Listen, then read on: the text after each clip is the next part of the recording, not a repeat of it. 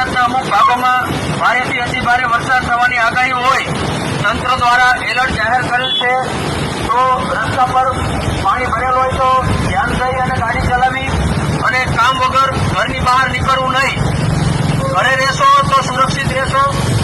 કારણ વગર રોડ પર ખોટું નાવા કે આમ તેમ આટાફેરા કરી અને તમે અને તમારા પરિવારને અસુરક્ષિત ના બનાવો।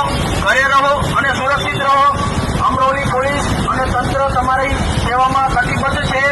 તો કોઈ પણ સમસ્યા હોય 112 ઉપર ફોન કરી અને અમારી મદદ માંગી શકો છો। અમરોલી PCR